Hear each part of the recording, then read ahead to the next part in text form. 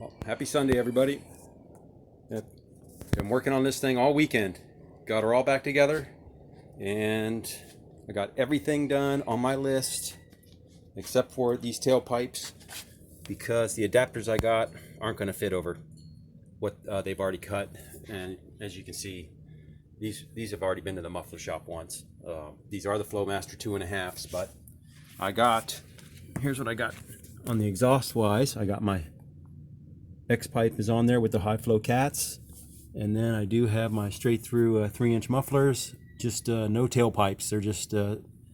They're just firing into the axle right now. But anyway, got that all bolted up today, and like we saw from the other day, I got my new cam put in, the new the comp cam short travel lifters, and I shimmed up the valve springs and put everything back together.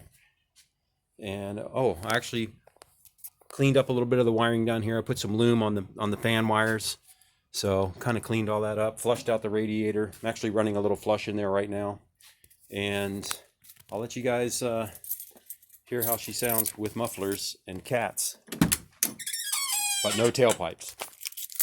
But yeah, this is much more tolerable for driving on the street now. Sorry for my hands here. Sorry about that, everybody.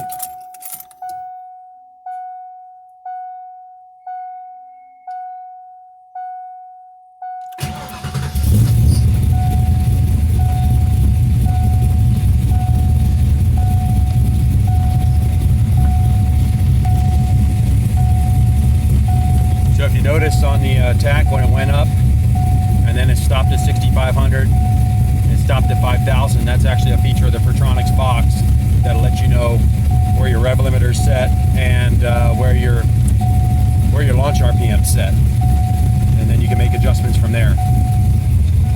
But anyway,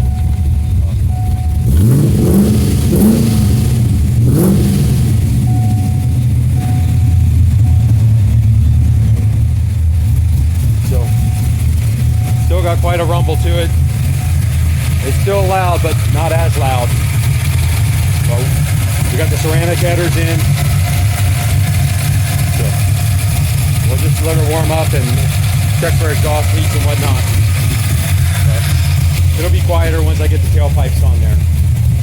Anyway, that's the update for this weekend. Thanks, everybody.